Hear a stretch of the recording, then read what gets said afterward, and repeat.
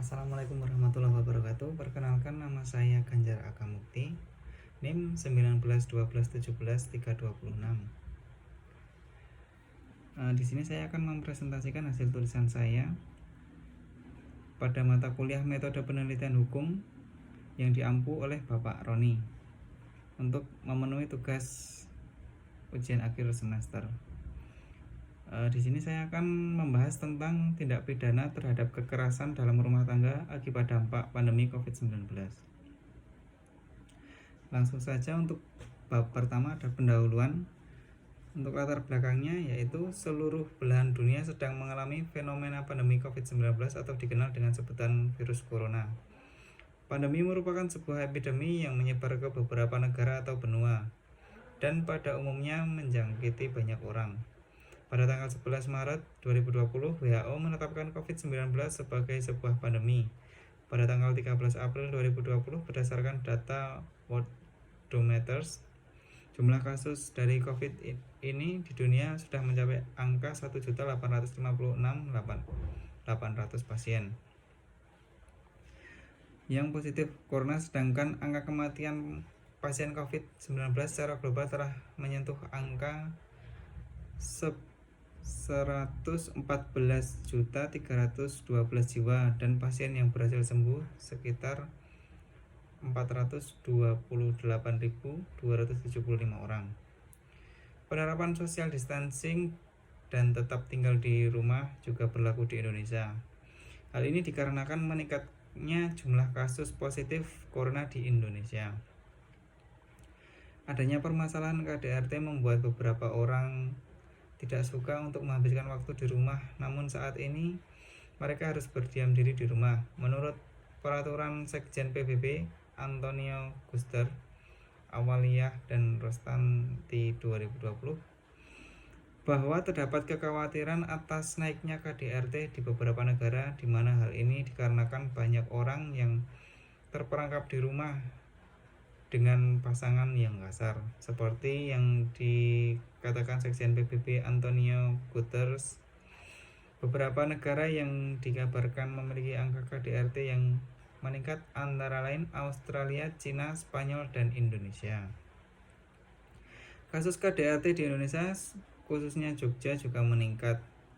Kepala Dinas Pemberdayaan Masyarakat, Perempuan dan Perlindungan Anak Jogja, Edi Muhammad, menjelaskan pada Maret terjadi 18 kasus kekerasan dengan korban perempuan sebanyak 14 orang dan laki-laki sebanyak 4 orang. Selain itu juga terjadi korban kekerasan pada anak pada Maret berdasarkan data dari Pusat Pelayanan Terpadu Pemberdayaan Perempuan dan Anak. Angka KDRT pada bulan Maret meningkat jika dibandingkan 2 bulan yang lalu, Januari dan Februari. Untuk selanjutnya ada rumusan masalah. Berdasarkan uraian latar belakang di atas, maka permasalahan yang diambil dalam penulisan ini adalah bagaimana tindak pidana terhadap kekerasan dalam rumah tangga akibat dampak COVID-19. Tujuan dalam penelitian ini adalah untuk mengetahui tindak pidana terhadap kekerasan dalam rumah tangga akibat dampak COVID-19.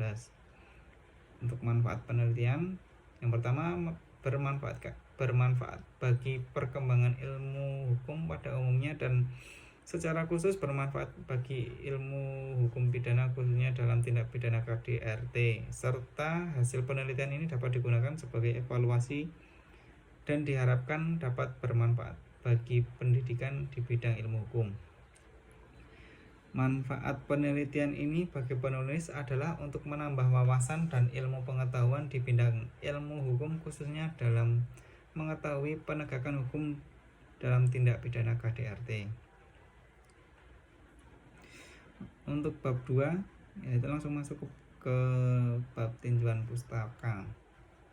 Untuk poin A, pandemi COVID-19. Istilah epidemi dan pandemi sudah sering kita dengar ketika wabah COVID-19 terjadi. Kedua istilah tersebut sangat identik atau berkaitan dengan penyebaran penyakit. Secara bahasa, epidemi diartikan penyakit menular yang menjangkit dengan cepat di daerah yang luas dan menimbulkan banyak korban. Menurut menurut KBBI. Sementara pandemi didefinisikan sebagai epidemi yang terjadi di seluruh dunia atau di wilayah yang sangat luas, melintasi batas internasional dan mempengaruhi sejumlah besar orang. Perbedaannya hanya mencakup luas geografi penyebaran suatu penyakit.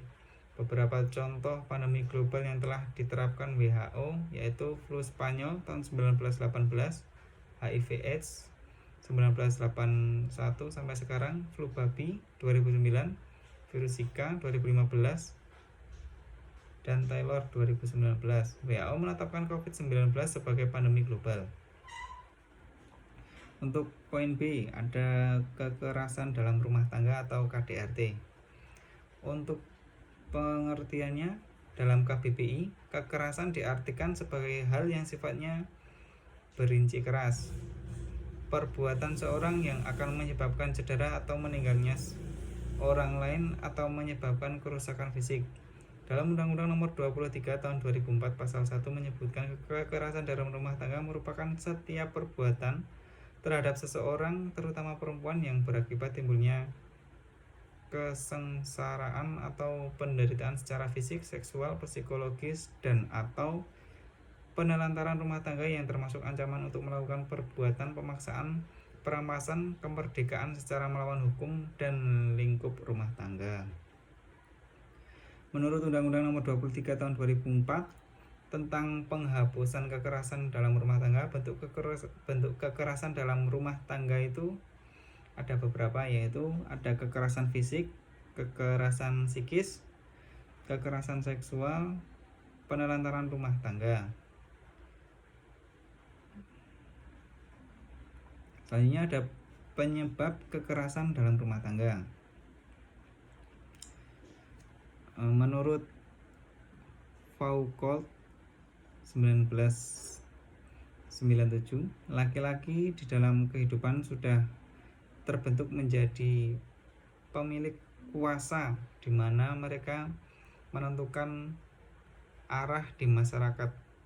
Hubungan laki-laki dengan perempuan di Indonesia hanya dilihat secara sosiokultural, terbangun melalui beberapa alasan. Di antaranya, yang pertama ada fisik laki-laki yang lebih kuat jika dibandingkan dengan perempuan, serta kemungkinan besar tingkat agresivitas dari laki-laki juga tinggi jika dilihat dari dasar biologis.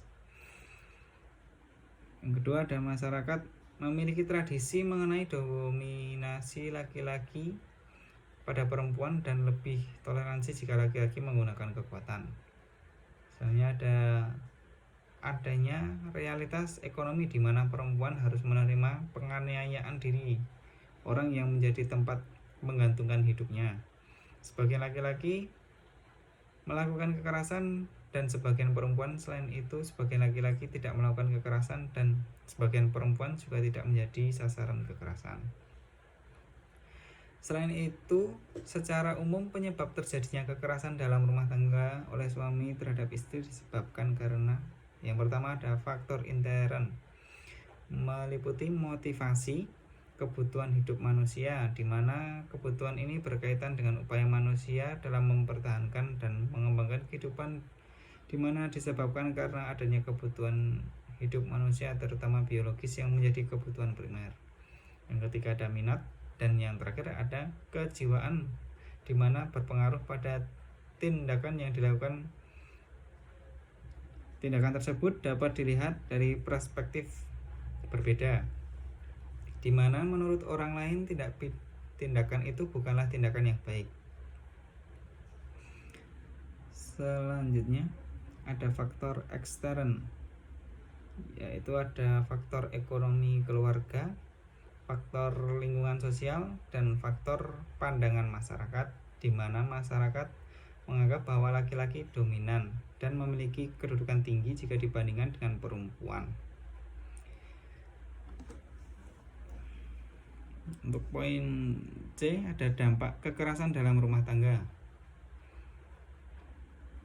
Dampak Dari kekerasan dalam rumah tangga bagi perempuan dapat dibedakan menjadi dua, yaitu dampak jangka pendek dan jangka panjang. Dampak jangka pendek berdampak secara langsung dan mempengaruhi fisik. Contohnya luka fisik, cacat, kehamilan, dan terkadang juga hilangnya pekerjaan.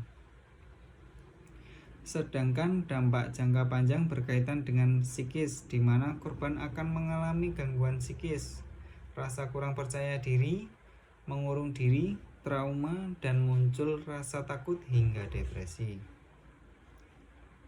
Selanjutnya ada tindak pidana kekerasan dalam rumah tangga.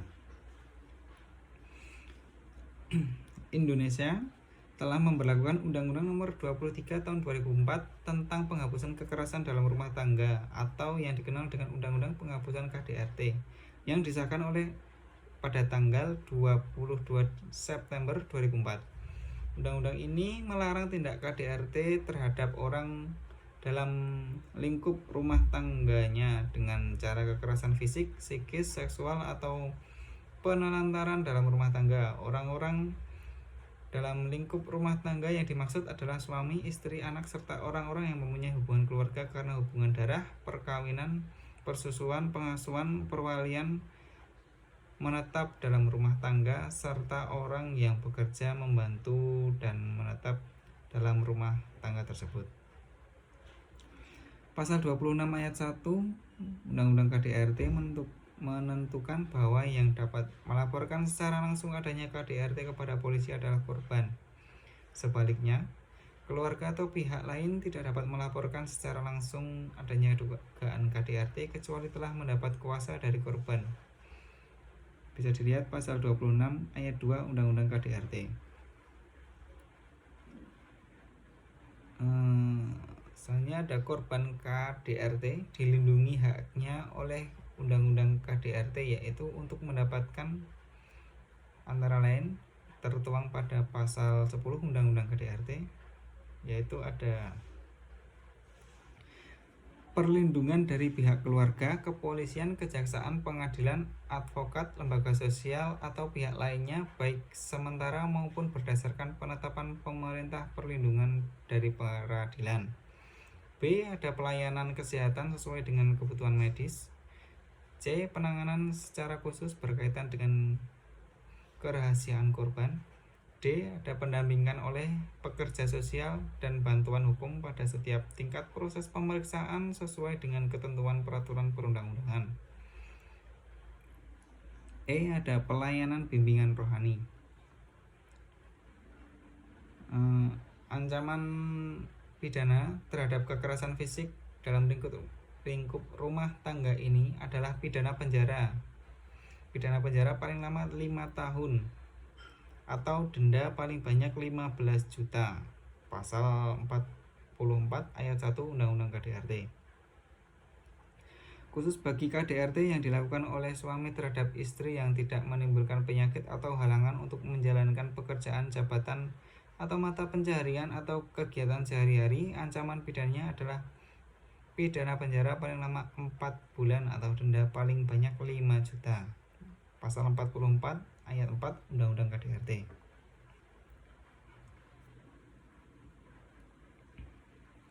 Selanjutnya kita masuk ke bab 3, yaitu metode penelitian. Metode penelitian yang digunakan dalam penelitian hukum ini adalah sebagai berikut. Yang pertama ada tipe penelitian. Penelitian ini merupakan penelitian yuridis normatif.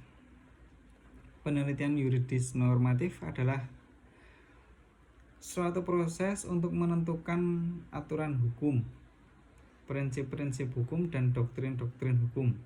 Penelitian hukum normatif dapat dilakukan terutama terhadap bahan hukum primer dan sekunder sepanjang bahan-bahan itu mengandung kaidah-kaidah hukum.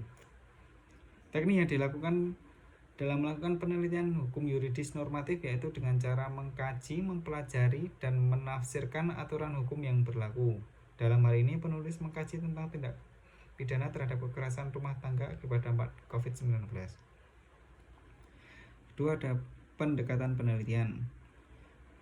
Pendekatan yang digunakan dalam penelitian ini adalah pendekatan perundang-undangan atau statute approach dan pendekatan konseptual atau conceptual approach, yaitu pendekatan hukum yang dilakukan dengan cara meneliti, menganalisis, dan mengkritisi peraturan perundangan yang berhubungan dengan tindak pidana terhadap kekerasan dalam rumah tangga akibat dampak COVID-19.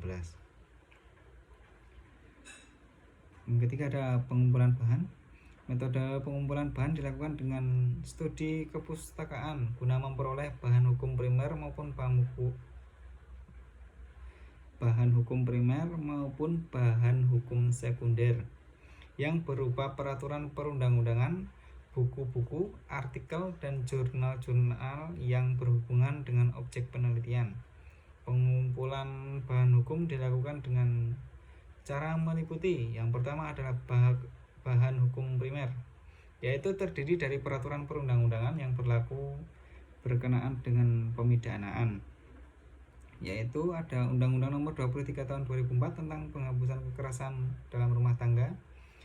Yang kedua ada pasal 10 Undang-Undang KDRT, pasal 15 Undang-Undang KDRT, pasal 26 Undang-Undang KDRT, dan yang terakhir ada pasal 44 Undang-Undang KDRT.